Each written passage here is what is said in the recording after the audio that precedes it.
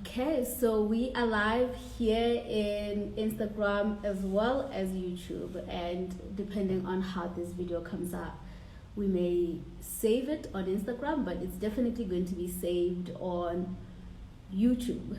So if you want to see the replay of this, you can always go back to YouTube, where you will find us live there, where you find the recording.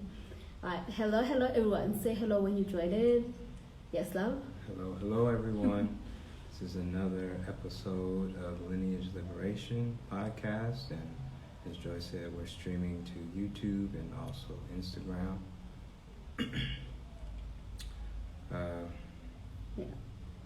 We're trying this new thing of streaming here on Instagram as well as on YouTube, which is kind of a bit of a new thing for us here, so experience a bit of technical difficulties. But say hello when you join in. We're really happy to see you all.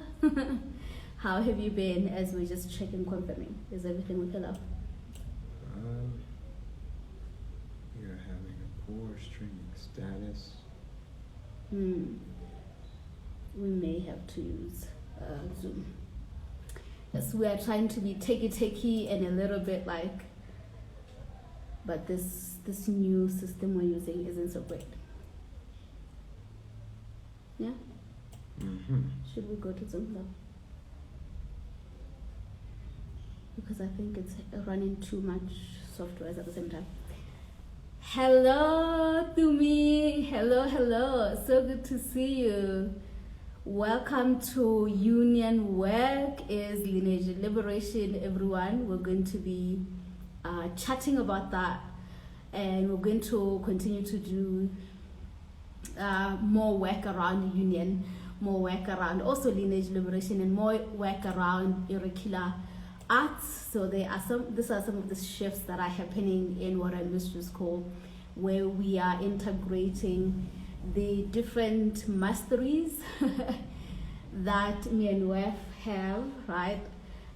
You guys already know me as the Lineage Liberation Girl, and Weff is here. He's got some amazing, powerful quotes and just wisdom around union, and we're gonna be bringing that up. So we're still trying to get YouTube working so that we can have the recording of that. Yes, Timmy, thank you. Yes, I know how long some of you have been waiting for this work, and well, how do you feel about that? People are like, we've been waiting. I'm excited to share. Looking forward to helping anybody seeking divine union and divine love. So very excited for that. Yeah. Okay. Right, so you want to set up Zoom then? Because I closed the live stream on YouTube. Or do you want to give it another go? But we're still live on Instagram. We had one viewer on YouTube, so. Okay. We're good now. Okay, let's try again. And I still needed to delete the one that we just did. I guess you can do that later. It's okay. Okay? Yeah. All right. Yes. Okay. Sorry for this delay. As I said, we're trying two things at once, and so because of that, it's like it took us a bit to figure it out. Yes. Okay. So I think we're live again on YouTube. Finger crossed it works and it stays working. Hello YouTube.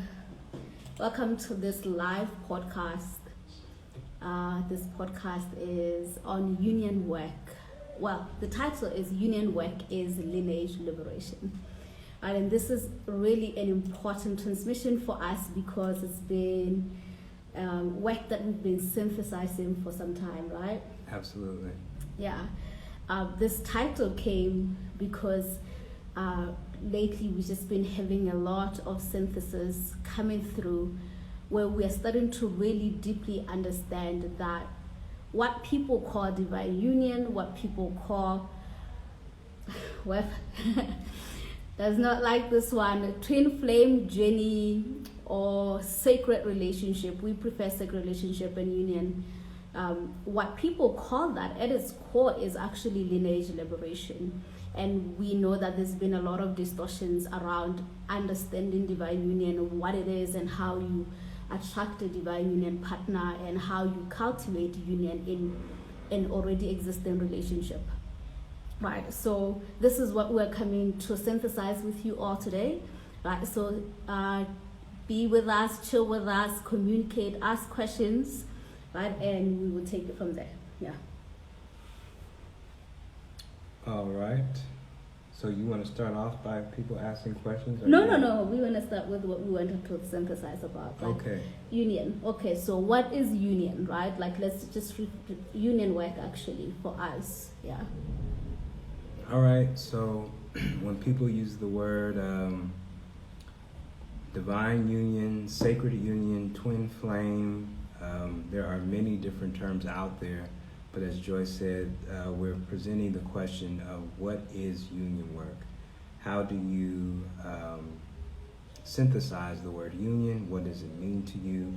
As well as how does it align with lineage liberation? So union, of course, means the joining of something. So in terms of couples and partners, it's the joining of two people into a relationship, uniting together to build something together, to create something together, to bond and exchange in some way, shape, or form. So union is uniting, and in union work, the work of being in union is true work. It takes a level of patience, it takes a level of consistency, it takes a level of wisdom, and acknowledging and seeing the other person's gifts, seeing their presence, and learning how to navigate and work with them. Right? Yeah. So with that, that is the opening for what union work is, and I'm going to let Joy expand on it and explain how it's connected to lineage liberation. Yeah.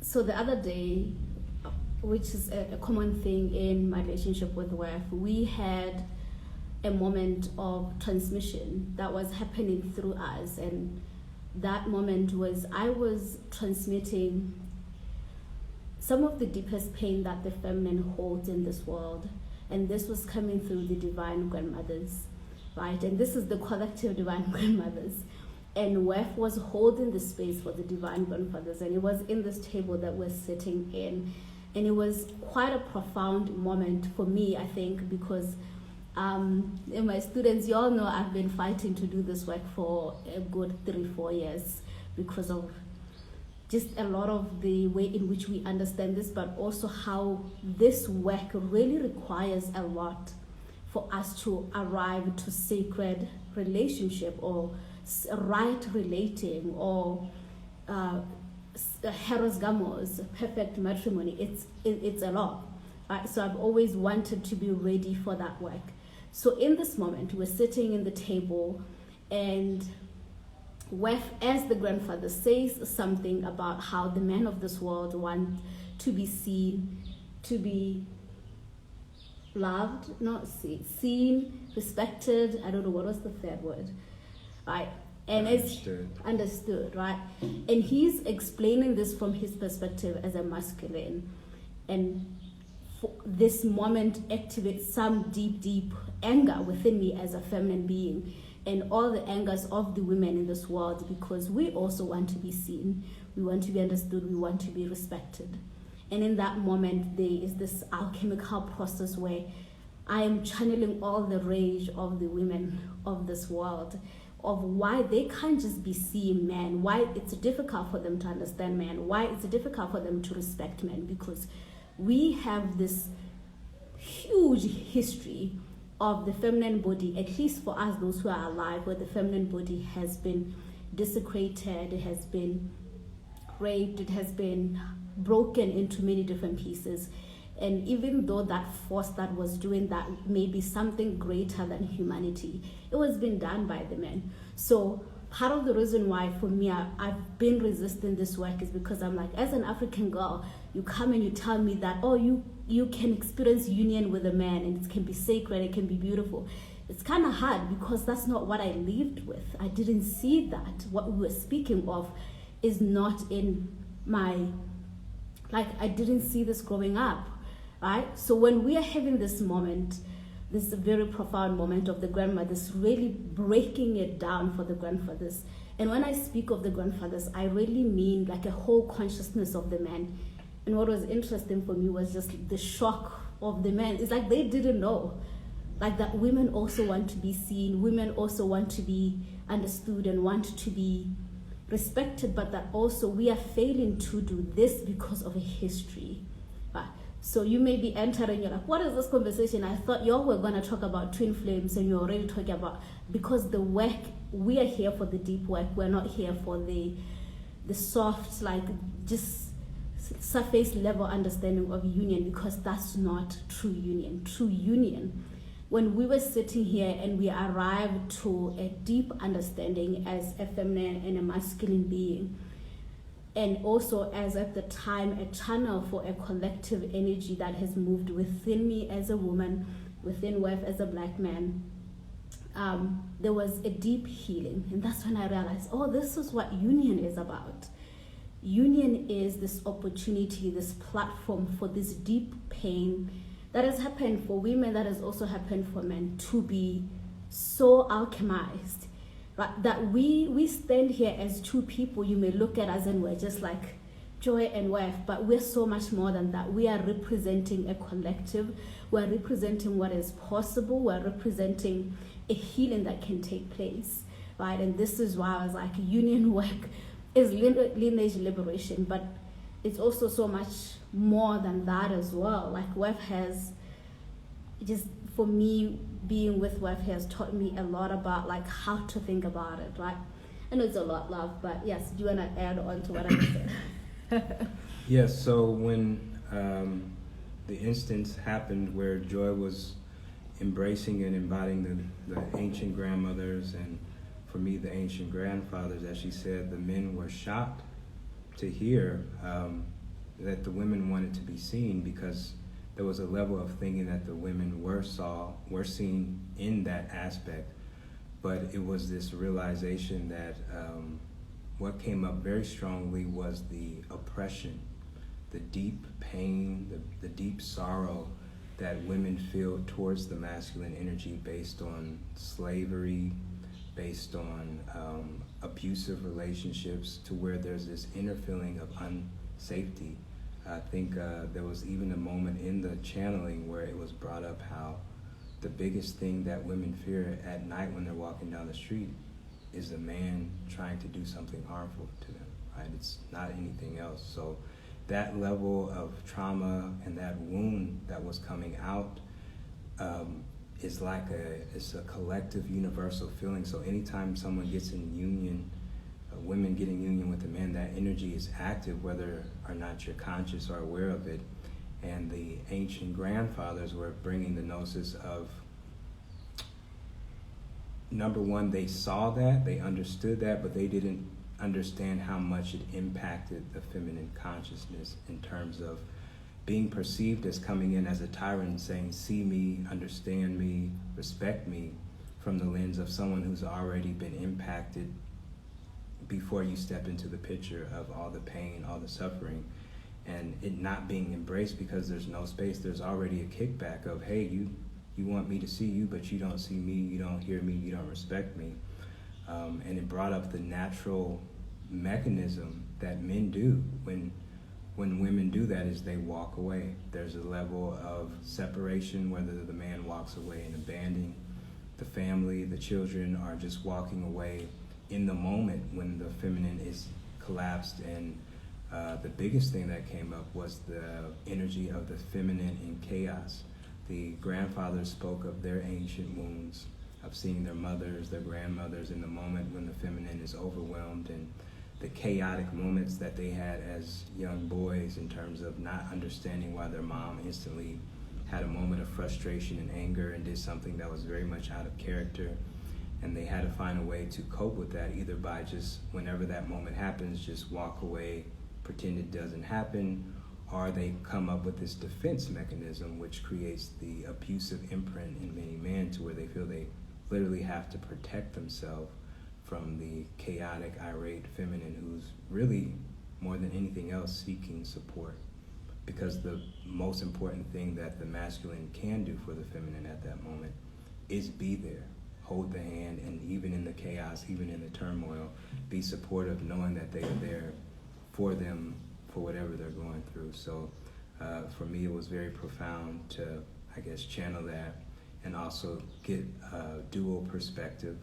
And I also represented the new generation of men that almost feel like kind of upset that we have to come in and clean that, because there are a new impulse of divine masculine that are coming in with a pure impulse of union, pure impulse of healing, pure impulse of expansion, but they have to acknowledge the damage and the pain that has been done. So even with me and Joy, even though I haven't did anything to her per se, that imprint and that trauma is still there. And if I don't, number one, become aware of it and acknowledge it, and we work on healing it, it can definitely play out in our relationships in terms of the man still coming in as a tyrant, even though his intent is to come in and heal and to expand.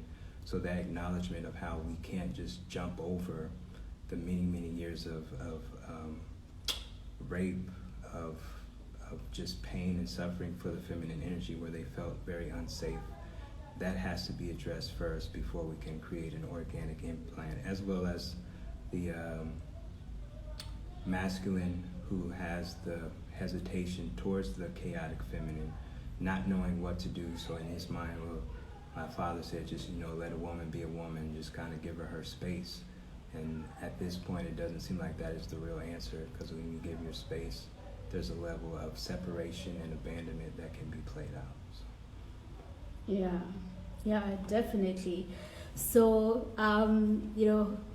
for so many of us as women, I think, not just women, I think I've learned with Weff as well that men desire union. We desire not just the union of like I am with a partner, but we're desiring a healthy dynamic. We're desiring the higher logos of unity, of love, of kindness, of respect, of witness and abundance, all of the things, right? That are the natural design of what union is.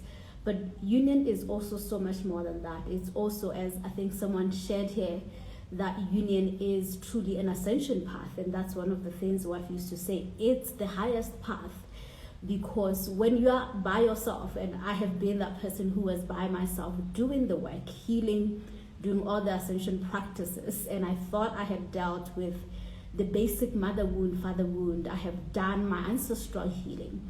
Except when I entered in relationship with Weff, I realized that there was another energy that got activated once I was in union with the masculine, and that energy is the ancient field. And that ancient field is the field of, as we said, the collective feminine, right? All the anger of the feminine kept being played out in the relationship. I could sometimes feel my grandmothers fighting and not wanting to believe that a man could actually be devoted, a man could be loving, a man could come with true intentions, right? Because they didn't experience that, and I didn't realize how alive that energy is. But also going deeper, I didn't realize how so much of the mechanics of how I used to exist before in other relationships, how they will also get activated. Because when you're by yourself, there's no mirror to activate your fear of intimacy, your fear of vulnerability, your fear of trust, right? You don't see it. You actually, even when you're speaking of, I want a divine union partner. For me, when I was going through that journey of seeking my divine partner, I was daydreaming about the things Hollywood programmed us with, all the cute things we'll do together. Of course, they were a little slanted to the spiritual of, we're going to meditate together, and we're going to travel together, and we're going to do work together. And now the thing is, we do that, except I was never ever tapping into the energy of what will that be like though? Will that be safe for you to meditate with a man? Would you really genuinely feel a trust, an organic trust to work with a man. And the level of fear in the body, the level of mistrust, and it was not even about my partner. I was, as I said, there's this Asian field that we have, right, that gets activated once you are with a partner, right? And the more you are with a partner, Weff likes to say this to me when I'm going through my, oh no, I can't do it, I'm gonna collapse right now. Or when we say we seek a divine union partner, what do we mean by that? And he was telling me that you are asking for an exalted masculine, which is going to be an emotionally aware masculine, or partner really, and that is going to come with a certain demand from you, right? Because he's going to be holding the space when you're going through your emotional space, your emotional roller coaster turbulence, and you're going to be asked to step into a greater responsibility compared to the relationships before that, because that man is not going to collapse with you. He's going to hold the space, hold the field, hold the structure, and ask you to come out of, we were talking about this just now, the sunken place. Because I was telling you, if I'm like, I have these moments with the masculine where I'm so in utter shock, I go into my sunken place and I'm just collapsed, like I can't. Right? When you are in union, these energies, they come up, right? And sometimes we don't know the depth of our fears of like vulnerability and intimacy and so forth until we're in union. But the most powerful thing about being in union and consciously trying to cultivate sacred relating and conscious relating is that you start to realize that, one, every relationship that you've had before was always a mirror of the energies that were within you. This, we can call them the karmic energy. When you had the emotionally unavailable partner, it's because they were a mirror of the karmic energy imprints that may have already existed where you had an emotionally unavailable father, or you had emotionally unavailable ancestors. So that's why you kept calling in the emotionally unavailable partner. And then when you do the work and you shift and you're like, I am seeking something different, a different pattern, I'm looking for an emotionally available partner, your DNA, which has a specific imprint, is recalibrating itself and receiving this new data, a new way of behavior. And in the beginning, it's going to be overwhelmed because it doesn't know how to hold space for an emotionally available partner. You are so used to the one who is not there. Now who is there and asking you for you to be responsible to hold this field with him. That's the work. That's union work. Right? That's not the conversation we're seeing around when people are saying they seek divine union, because somehow we think it's going to be easy. We are always attracting, and this is like not in the we're blaming ourselves or blaming other people, but if we want to be in union, in right relating, these are some of the things we need to talk about, the mechanics that are playing out in relationships that sometimes have nothing to do with the other individual, they already existed. I'm gonna stop here, y'all, because I could go for a while. Love? Yeah, you're fine. Yes, so to add to what she was saying about the responsibility and work that comes with requesting divine union and being in a divine union relationship, as she said, asking for a masculine that's emotionally available. Most women are not ready for what that comes with, as she said, a man acknowledging, hey, you triggered my inner child, you triggered my mother wound, and having to sit down and discuss and hold the feminine responsible, and a man like saying, I don't agree with you, right? I see what your perspective is, but I'm emotionally aware and competent enough that if I could easily walk away from this discussion and say, okay, Joy, whatever you say. But if I'm not tuning into my inner emotional realm, my inner feelings and emotions that will truly allow my heart to open up and expand to a greater degree, and to acknowledge the different aspects of myself that may be hesitant or begin to create a block or a wall, I have to take that into account and bring that to the forefront if I'm really in divine union, if I'm really saying I'm committed to this, if you want me to surrender completely to you in true love and true perfect union, there has to be space for that. And the default is, it's like accepted for the women, but not for the men, because men typically say that means you're feminine, you're showing too much emotions, but women say they want that. But as Joy says, when you get that, are you equipped enough to handle that and hold that space? And the same is true with the masculine. I've found that a lot of the spiritual men think that, you know, when they're not in spiritual relationships, and they're just like, this person's just not spiritual enough, and this woman has too many emotions, she hasn't processed her inner wound, she hasn't did chakra work, she hasn't did enough emotional healing. And they think that when they get with their divine union, that it's going to be like all smooth, like their best homie, where there won't be any emotional bumps, but they don't realize that that increases for them. So you thought you were having emotional issues with the one who you felt wasn't your divine partner spiritually. When you get into that relationship, it's going to increase. They're going to have waves of emotions that you'll have to learn how to hold space for, how to be available for, to understand when they're mad at you. Even though there's an aspect of them that is already forgiving you, you still have to save space for that processing to happen, for the discussions to happen. Some men think that the whole disagreement and having a long discussion and having to sit for hours talking about something, that's all going to disappear automatically the moment you're in divine union. It's not so. Over time, as you get to know each other, as you get to learn each other, as you get to expand and synthesize, that will happen. But it takes time. As Joy said, it takes consistency and discipline. And that's why I have an issue with the word twin flame, because there's this consciousness and taboo thinking that I'm with my divine partner, everything's perfect now, everything's fixed. And they also use that in a way to justify events that really aren't organic, situations that really aren't proactive in healing, abusive relationships emotionally or physically, but say that's my divine partner, so it's supposed to work out. Like, that's a cop-out to me, because true union, true divinity is acknowledging what she says, the sunken place. The word is out in terms of, if you're signing up for divine union, if you want perfect matrimony in your life, what you're really signing yourself up for is another level of shadow work with someone else.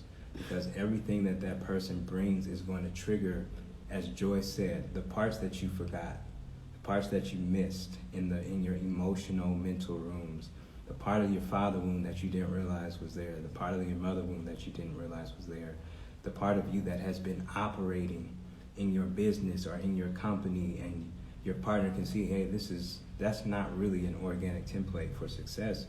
You have like a wound connected to that, or vice versa, the man that's struggling with his business to get it off the ground, and the woman coming in telling you, hey, this is the problem, and having to take that punch or that kick that's really helpful, but having to swallow your pride, swallow the instinct to say, and argue, and have to learn how to accept it and move on and progress. Like, that's a true challenge that most people may not be ready for. And that's not to scare everyone that's watching this to think that something about divine union is like bad. It's not. It's just acknowledging the reality and the responsibility of what it takes. What they say, with great power comes great responsibility. So if you want a divine union, there's a level of integrity, there's a higher level of responsibility, there's a higher level of accountability, but it also brings a greater reward, a greater treasure once you're able to cultivate that space.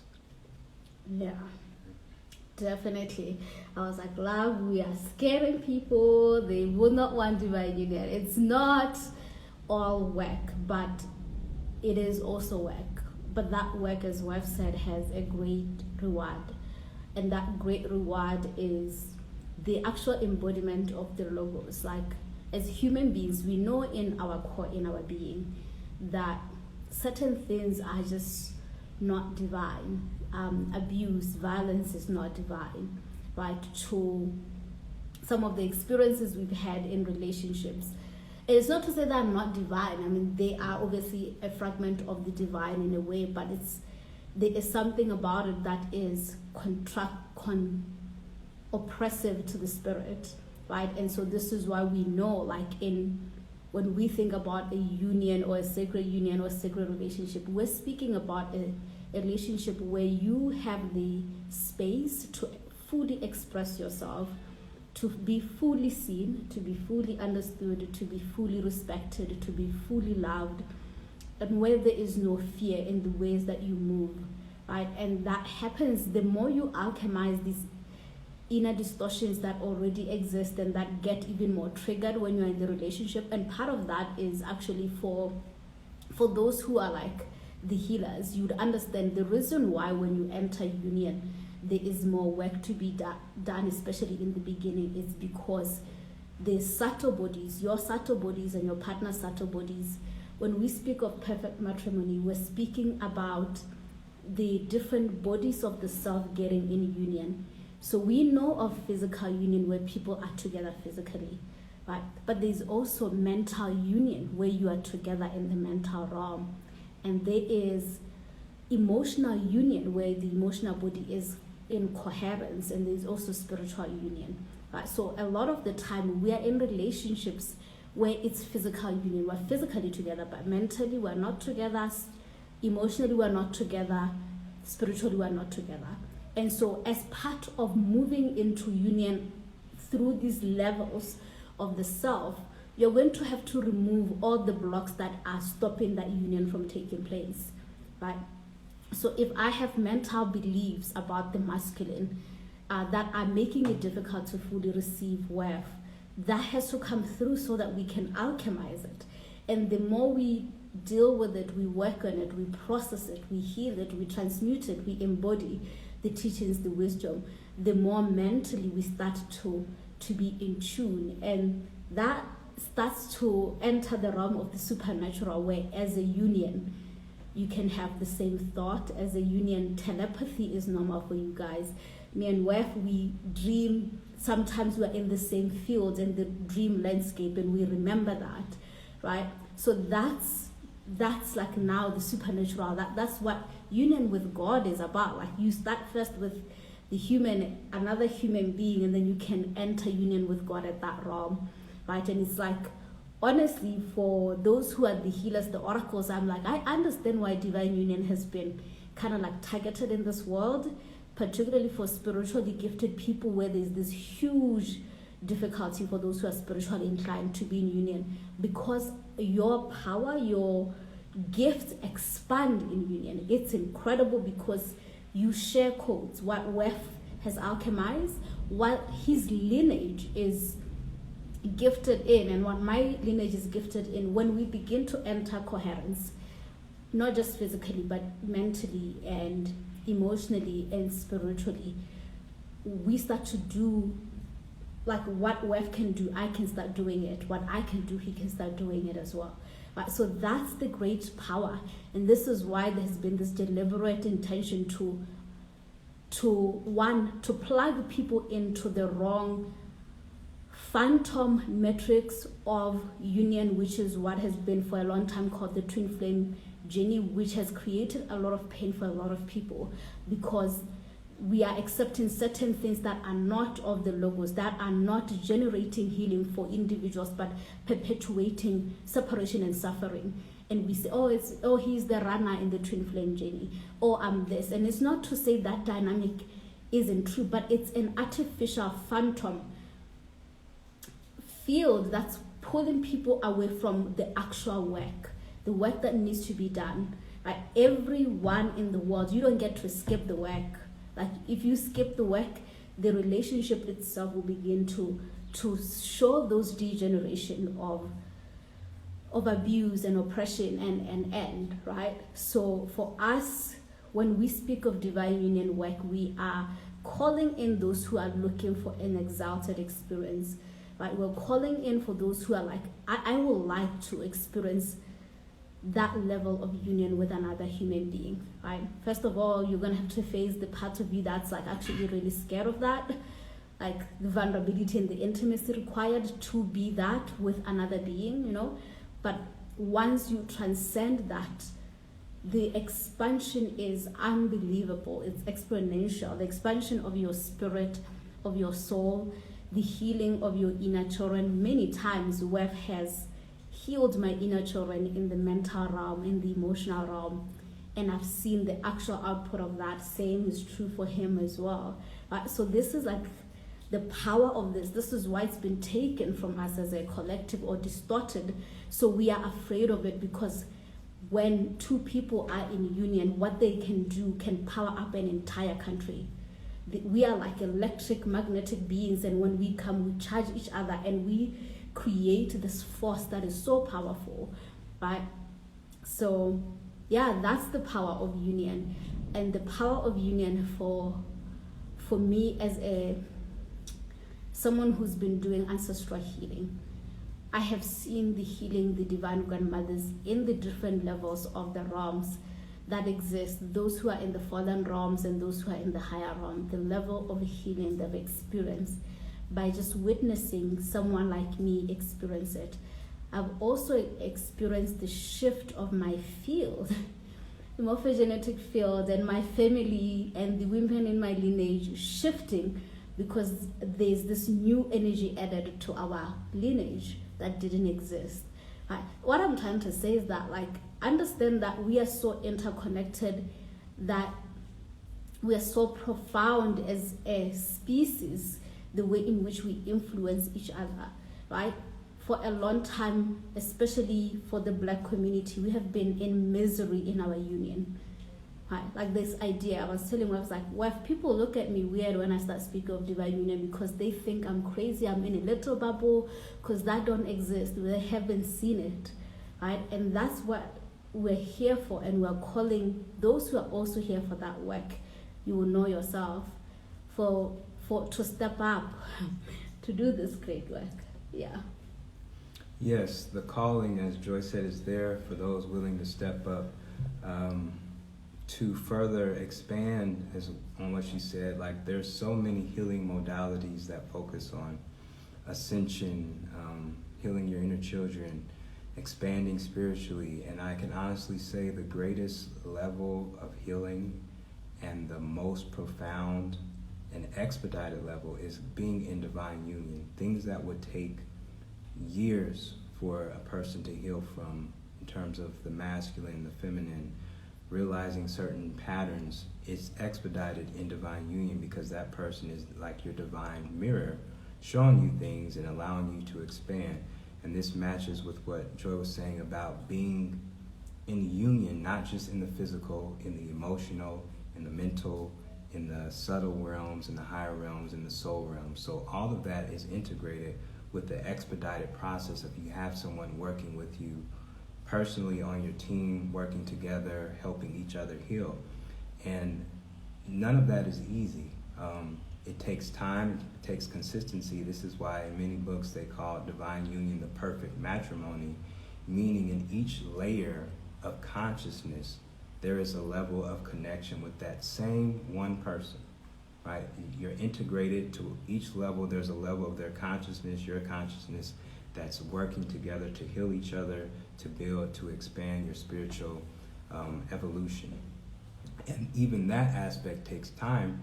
And if you look at it from this aspect of all these layers, with one person being the organic imprint, it makes sense why in the physical there are different issues in relationships where even though you're physically with the partner, maybe even married, but emotionally, energetically, mentally, there's a disconnect. And most people accept that as normal, or that's just the way it is, that's just how men are, that's how women are, versus understanding the imprint was, okay, you became union in this physical realm, but there's more work to be done to align yourself.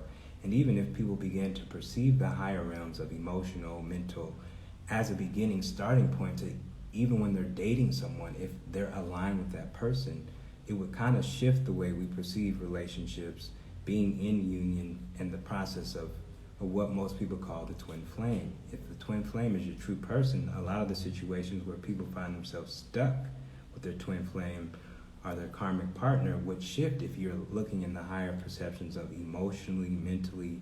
If you're not perfectly aligned, how much work would it be to align with that person to where they feel like you get them and they get you, and you're both consciously building towards that, versus just settling. Because many people go into relationships and they think that the partner's going to change, they're going to have their spiritual evolution and wake up, and that may never happen based on the fact that that impulse or that desire is not there. So to me, that's a very important piece of the puzzle for union work, for even lineage work, right, Joy? So when it comes to what I just said about the different layers, in those different layers, you'll find patterns that have been playing for centuries through your family, through your lineage, of the women being collapsed or ending up with a man who doesn't give them their undivided attention, or ending up with a man who 2 times or cheats, and abuse. And when women find themselves in these situations and say, why me? Why do I keep magnetizing this type of man? And even when we speak of divine union, as Joy said, people roll their eyes like that doesn't exist. Well, that I can see that perspective. If someone who's continuously played out a particular pattern, it's hard for them to even accept the idea that there's another way, and not only accept it, but how do I get there? You can talk about this all day long, you can tell me to meditate or pray, but what does it take for me to shift my day-to-day life to where I feel like I'm aligned and moving in the direction of a union that's going to give back to me, that's going to heal me, that's going to expand me? And that's why the lineage liberation part is the key, to understand and begin to map and track what's happening in your family, what's been happening with your mother, your father, your grandmother, your grandfather, and see how these certain patterns just kind of move through the family in different ways, and how it's also moving through you as a vessel being part of that lineage. That begins to unravel the understanding of, why am I in the situation I'm in? Why can't I attract that partner that I'm saying I want? Why do I find myself in these situations and I keep settling and I keep getting stuck in this loop? Yeah, definitely. What we're talking about is called karmic competency. Right? We need to get karmically competent to understand karmic debt, karmic miasma, karmic patterns, right? Like, why does this thing keep happening to me? No matter how many videos I listen to talking about divine union, sacred relationship, no matter how many mother-father wound healing I'm doing, I keep attracting the same partner. What is going on? But the missing link for most people is understanding what I call the morphogenetic field, that Weff has a field of his own, I have a field of my own, that is attracting, and it's like an electromagnetic field that calls and pulls in a particular experiences based on what is inside that field. And what is inside that field is your mother and your father's experiences, your grandparents and great-grandparents, your ancestral experiences that call in a particular energy that is going to have a resonance. And when you come together, meaning this is a teaching from one of my teachers who's like incredible in mapping this, that if in your lineage, for example, there was like domestic violence, right, that happened to the grandmothers and so on, that pain, that energy is in your field right now. And even if you have never experienced that yourself, it's still in your field. And you may find that even though you may not get the actual physical abuse, there may be partners who will be abusive in a different way that have a same frequency of that same pain as the grandmothers. And also just to understand karmically, when you meet a partner, your patterns, your ancestral patterns, and that ancestral patterns will begin to magnetize each other, such that if that code is hidden from you, you didn't even know it existed, it can get automated, activated with that partner. And then that partner, if they come from a lineage where the men were abusive to the women, he also, that DNA code activates in him. And you guys start to play out this dance of abuse. And you can even call his other partners before, and they will be like, he never used to do that to me. I don't know why he's doing that to you. Because the resonance was different. Because in that relationship, that what was playing out was unique to them. Right? So what this calls us to do is to learn our fields. We must learn what we inherited and how this influences the relationships that we have. It does not matter whether you call that partner your twin flame, your genetic equal, your divine union, the patterns are going to play out. This is called the law of the land of Gaia. This is the law. It's just the way it is. You can't run away from the work. It's going to play out, which is why you can be with the most incredible partner, right? And in the beginning, things are great, and then they start to kind of go downwards, and you're like, what's going on? We used to connect greatly because the other bodies got activated. When we're in physical union, because we're trained to look at our physical coherence and magnetism, we will be good. The sex will be good. The conversation will be good. The days, the travel will be amazing and epic in the beginning. And then your mental patterns come online, and then now you start to be like, what is going on? He can't hear me every time I communicate with him, because now you have entered another layer of your union initiation, right? And you keep trying to play out the physical union, which clearly you guys are like same in physical union, but calm mental, we're not together. Emotionally, we're not together. Physically, we're not together. And that's where the work is actually done for most people. And that's where most people quit before they come to that union, before it becomes sacred, before it becomes divine. Me and Weff, we pretty understood, divine union is not a thing that just exists. You cultivate it. You choose to work on it together as a team, right? I got activated, love. Would you want to continue?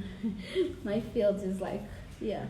So to pick up where she left off, you cultivate it together, but there's also an aspect of your spirit and your soul essence reaching out and seeking each other. So as we were saying earlier, setting the intent of wanting a divine partner and knowing that's something that you can have sends like a spiritual message out there for that other person, right? For you to begin to attract, to truly magnetize yourself. As Joy's saying, the magnetism that you have going through your field based on your lineage, your ancestry, and begin shifting that magnetism where it's pulling in someone that will be, to a degree, ancestral healing vessel, or a union that heals the ancestors from the ancestral realm, because what you experience goes back to them in the spirit realm, so they feel the healing, they feel the open-heartedness of expanding with this divine partner, surrendering to the masculine fully and completely.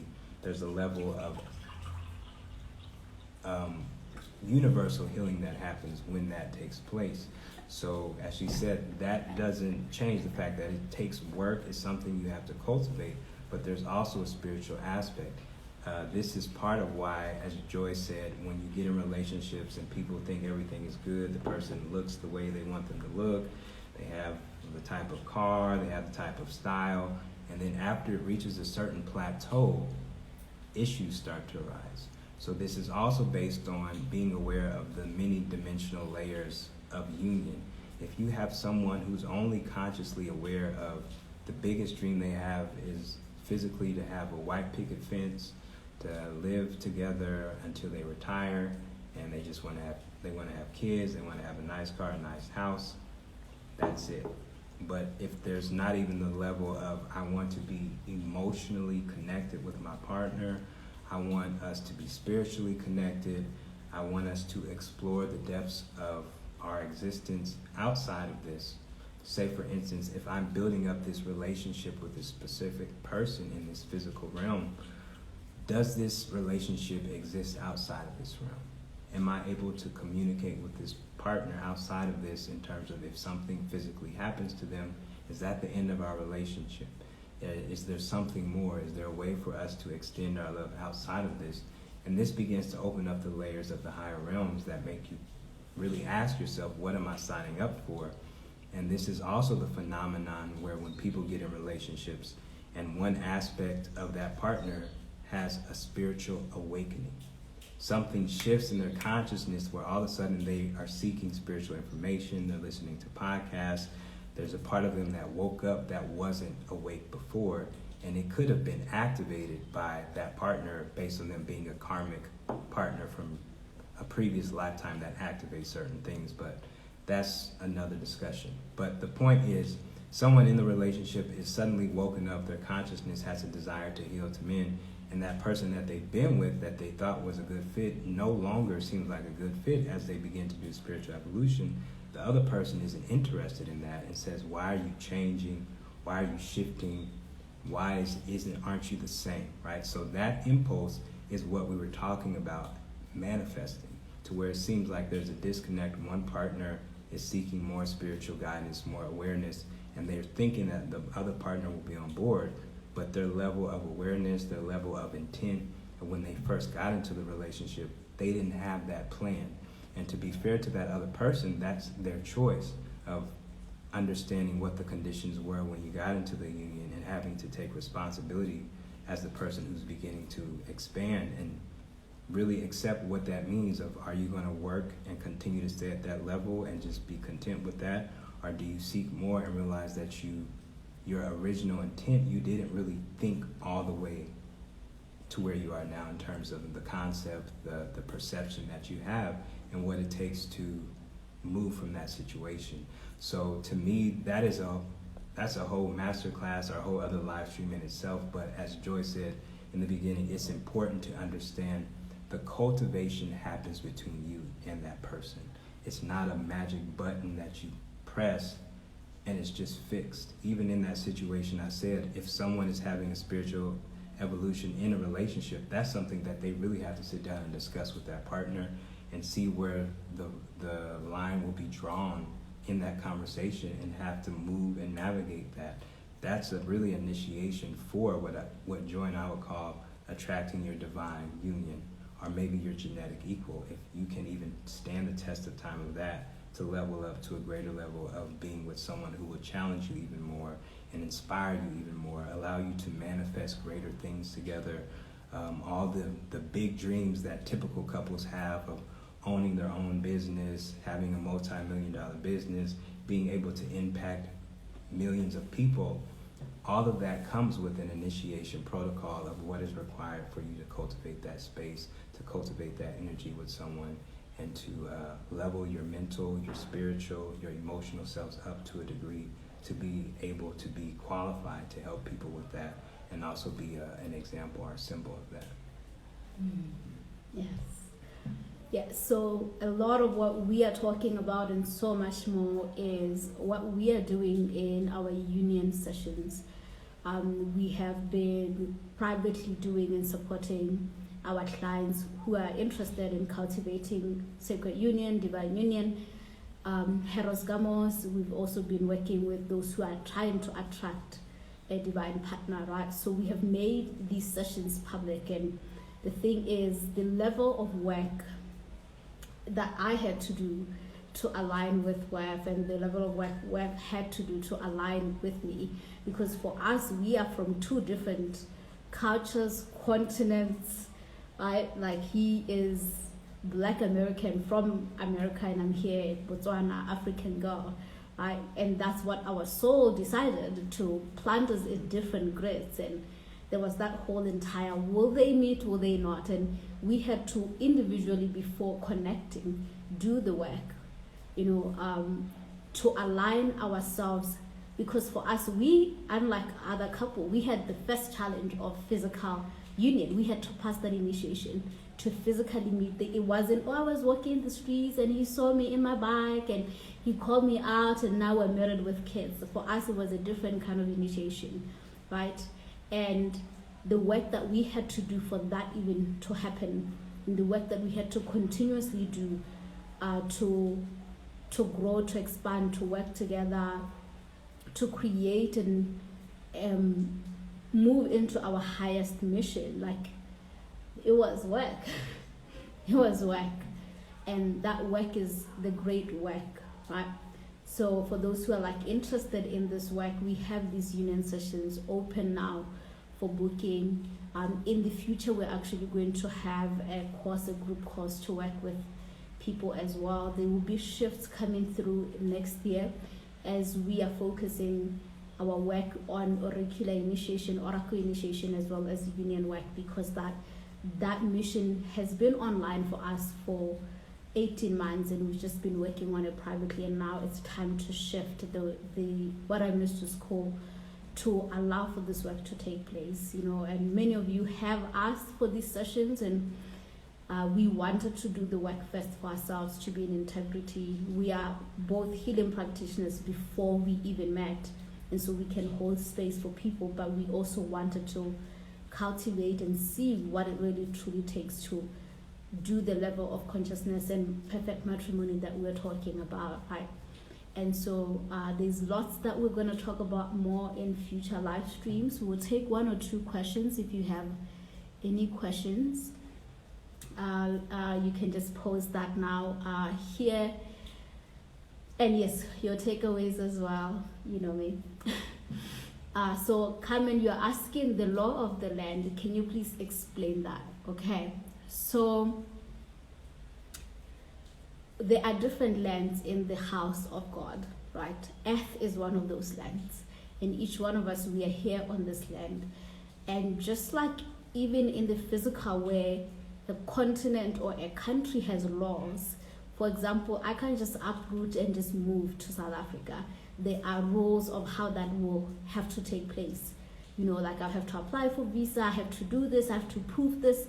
And then it can be a whole process that can take me 2 years before I'm allowed to be a citizen of South Africa, or even longer, right? These are laws. And these laws we see in our world, they are mirrors of what is called sacred laws or divine laws. Source God, the eternal one, the impenetrable one, that which has many names, has laws of creation. These are creational laws of how creation, as creational beings, we will exist in coherence, in unity, in Ubuntu, because of that little exciting thing that we call divine, that we call free will, because we are endowed with free will to ensure that there isn't complete chaos in the realms, in the lands. There is also divine will, and divine will brings in structure and it brings in laws. And so our world has a law that when you incarnate into it, you are going to inherit automatically the ancestral miasma, the curses, the incomplete, unprocessed emotions and abuses of those who came before you. That's rule 1. And that rule 2, we can approach this land, Earth, Gaia, Nala, as there's a lot. Obviously, I'm just minimizing something that is so much bigger. But when you enter it, you are here to alchemize that unprocessed abuse and pain and suffering that has taken place. And you will alchemize it through what you call your life stream, the stream of your life. And every experience that you'll be going through will be projections of the collective pain that may have happened in your lineage, but also may have happened for the collective human race. So as Black people, the collective pain of our ancestors who experienced colonization and slavery, it has been playing out in our lives this whole entire time. It is not a thing of the past. It's a thing that is mutating with us as the new generation. And we see it play out in the workplace. We see it play out in the way we move in the world. It's a continuation and an opportunity to heal and alchemize that. As an individual, you're given that task. The second law will be that you can also alchemize that with another being, which will be what we call the divine union, a counterpart who will be bringing in their own specific mastery codes, keys, and they will come to support you to alchemize what you inherited, the specific things you inherited from your lineage and from the collective field. Like one as a feminine being, I inherited all the pains of the feminine of this world. They're all alive in me. No one needs to tell me to not walk at night. I already know in my core that it's dangerous because I inherited that memory. Right? So that's the law. No one escapes this. You do not escape ancestral curses. You can say what you want, but you inherited them. They are not going to go anywhere. They're playing out in your life. And no one also escapes the alchemical work that needs to be done. Right? And that's part of why we've been in disarray and in challenging experiences as this world, because we didn't understand it's a law. We can't avoid it. Even for the star seed nation, I know you're all coming from higher dimensions and we don't do this in our realm. but you're here, and because you're here, you're going to have to learn to do it. If you don't do it in this lifetime, you're going to come back and do it until you get it, that this is a law. It cannot be skipped. It cannot be escaped. This is what we lead by. You have to heal no matter what you think. We can have all the stories we want about how I didn't create slavery, I didn't, but you inherited it because you are human. Angelic human, but you are human, you are a child of the earth. And so that's what the law of the land is. And so the thing is, you can listen to us and you're like, I don't want any part of this. But the thing is, it's already happening. Right? It may be happening it's happening in the dynamic you're already in. You just have to start looking at it. You're like, oh, this is the task with my partner. Right? They are here because they're helping me see what I need to be alchemizing. Right? Yeah, so that's karmic competency. That's also the mechanics of ascension. We have to understand what is required. It's no longer, it has never actually been that you just have to call your ancestors and they will clear your slate, or you call Jesus Christ and you accept him as your Lord and Savior and things are gone. If that was the truth, wouldn't we be in happy dynamics, right relating already? It's not. It's an incomplete truth. There's aspects of it where we do have support outside this realm, but when we're here, each one of us, we have to do the work and we can't skip it. And you can avoid it for another lifetime. That's also allowed. You're just choosing to repeat a class again and again and again until you finally get, oh my God, I have to study for exams. Yeah, that's it.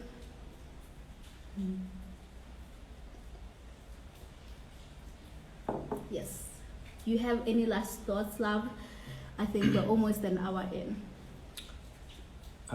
Yeah, I can always add more. Just to add to the law of the land, as Joy says, you either choose to deal with it or you come back and deal with it again. So that's a very important aspect to understand and integrate with why it's important to heal and what healing really means. Being able to address things and have this seeming, as she said, oh, I don't want to deal with that. I didn't do slavery. I didn't. Hectic stuff, like Bongile says here. Yeah. Yeah, very wild things that you have to address, and that's the whole point, as I said earlier, that addressing is not just for you, it's for the sake of your lineage, the sake of your ancestry, and the sake of greater wisdom that comes with that initiation protocol. That's the law of the land, of what is required when you are with the divine partner, what is required for you to clear, representing your ancestry. As Joyce was saying, we represented the grandfathers and grandmothers by being in this divine union, channeling different things. So it's a collective healing that takes place. And the energy of, which often I hear a lot of, I'm ready to leave here, I just want to get out and never come back. But what is required for that? How much do you have to heal? How much do you have to accept? How much do you have to find a way to work through this physical realm to accept what you currently have and figure out how to navigate and heal it, how to work with someone, how to work with yourself to open up more, to reach the greater truths, to where there is no part of you that is running from anything. You have faced all different aspects of yourself that was hesitant or fearful of, whether it's fearful of opening up in a relationship, fearful of addressing the ancestral patterns that you've seen moving. All of that plays a part in union work and in the healing that takes place with ancestral work as well. Mm-hmm. Yes. And the invitation for you, Boingile, which is, the statement is one of your favorite statements. Just want to pinpoint that for you, that it's exhausting. Sometimes it is exhausting. It is hard for our human, but for our spirit, it is what we sign up for. Every single one of us, we chose to come here. It's may be very difficult for us to accept that we chose it. No one said and forced us or dragged us to earth, to this land. Right? We made the choice to come because we believed that we could do it. And yes, it's not easy. It is exhausting. It is hard. Particularly, it is hard because a lot of us, we lost the manuals that were supposed to help us navigate and understand what's going on because our memory was wiped, right? We don't remember that why we came here. right? So some of the books that are here that were supposed to be manuals have not provided clear instructions or proper instructions that we can use. Like the Bible was like supposed to be a manual to help us navigate this realm, but now it has kind of created more pain for us and trauma and so forth, and it has not actually helped us with the things that make up part of our realm, which is relationships, sex, money, right, purpose, career. These are some of the main things we deal with on a daily basis, and it's like no one is talking about that. Like, how do we navigate that, and what is going on? Why am I not getting promoted at work? Why do I keep dating the same guy in their different body? Right? It's because of this information has not been shared, and this is part of the work we're doing, bringing back these manuals for divine union for you to understand that, but also the manuals for ancestral healing, for lineage liberation. Right? We're synthesizing them, and we find that the more you are in union, the easier it is to understand the full scope, because I only can see from my limited frame of mind as a feminine being, as an African woman, and Weff can also see from his frame of mind as a Black American man and so forth. But when we come together, there's this whole piece that allows us to see for the different beings that are here. Well, obviously we are only looking at the Black field and the Black experience because that's the field we are connected to. But it doesn't mean we can help other people from different races, right? But the point being that your spirit chose to be here. And I understand the part that feels like this is hard, and that part is an invitation for anyone who's here who is a healer. We are the missing link. These codes that we're speaking about, and there's so much more other codes that we have that we'll be bringing as teachings, we didn't get them from a book. We had to learn how to go access them from the higher realm to understand what's going on, and that's the task of the healer. Our task isn't just to bathe people in the medicine and to come and channel and read for people. Yes, he's your twin flame. It's so much deeper and broader, because who we are, what we are, is so much more profound, and we have forgotten this. And that's why it's so exhausting, because you know yourself as an eternal being, and to be limited like this in a human 3D body is like hella confusing and painful, right? So this is why you're fighting this experience. You're like, I don't want any of it, because it's not the way of my spirit. It's not from where I come from in the higher lands, right? In the higher realms as the celestial being that I am, right? So understanding why you are exhausted. Ask yourself that, what is exhausting? And typically for people, I think for me to arrive here, I was exhausted, but I realized I'm exhausted because I don't have the resources to understand what this is and to navigate what this is.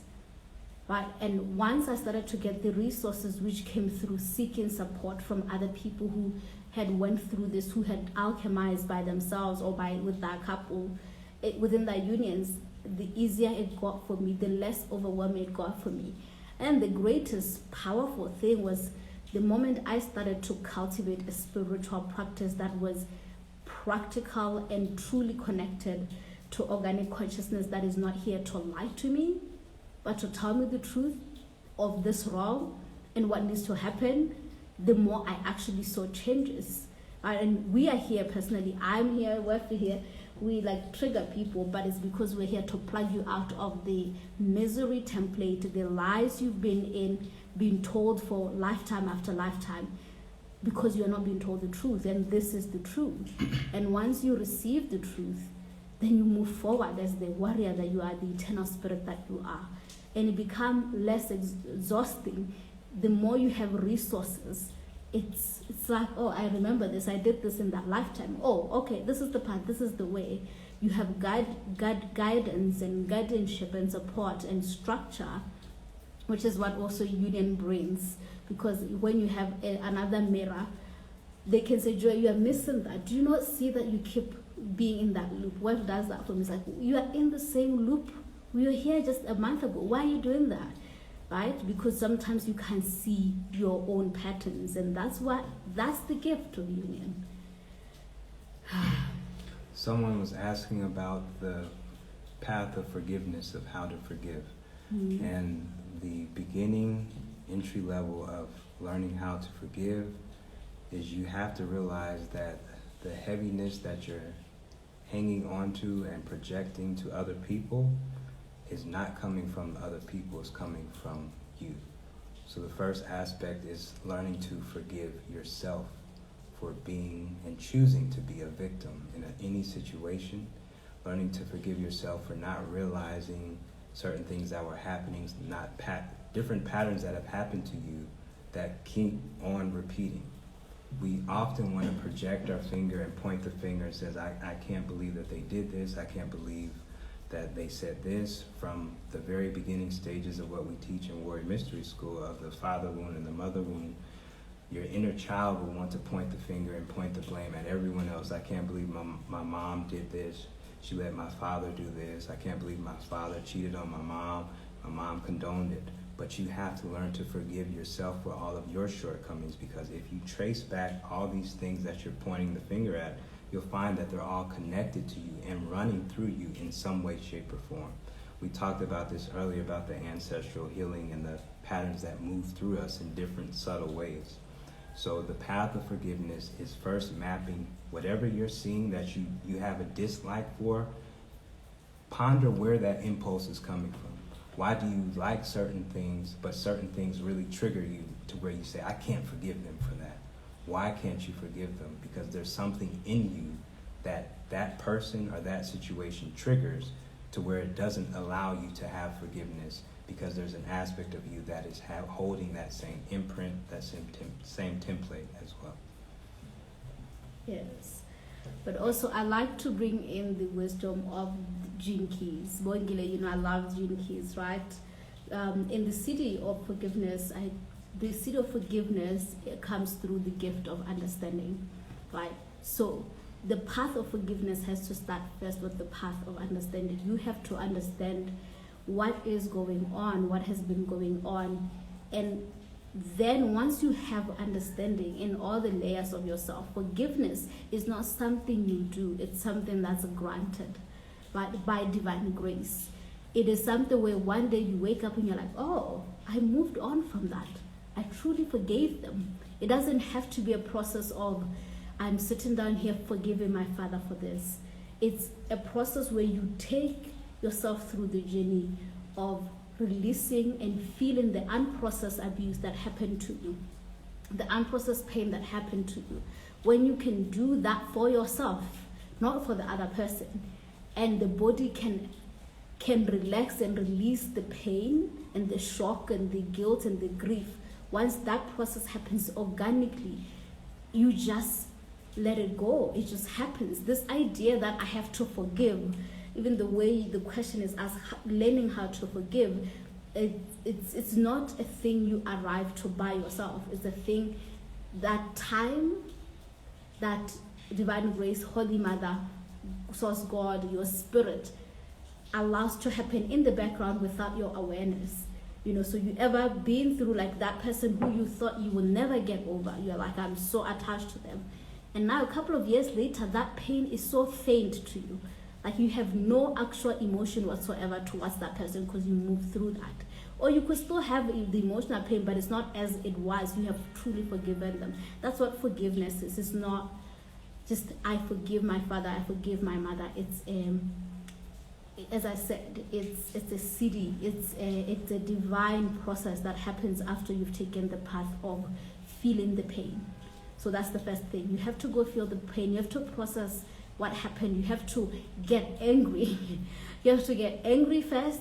You have to swear, even if it's just by yourself. You have to do whatever process you need to do to release the injustice that happened to you, because an injustice did happen to you, and that needs to be recognized. And it's only when we don't recognize it and we try to skip that injustice, right, that we struggle to forgive, right? Yes. Okay. Thank you, everyone. Yes, that whole, the being in a karmic loop repeatedly over and over and over. I have to tell this to us, especially as African melanated people. And this is something that we just forget about, love, of how we get so used to suffering and seeing it, and we become complacent to it.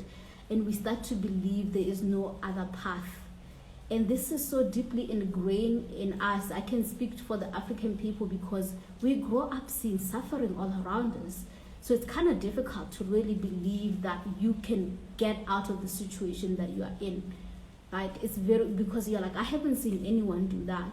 And that's the first point. Then that tells us that if we haven't seen that many people get out of that pattern, it's going to require a different kind of thinking, consciousness, a different mind, a different heart, a different spirit to get out of that pattern. And this is going to require for you to also be honest with yourself where you're like, I don't have this mind. I don't know what mind I need to arrive to where I am in a different situation than this.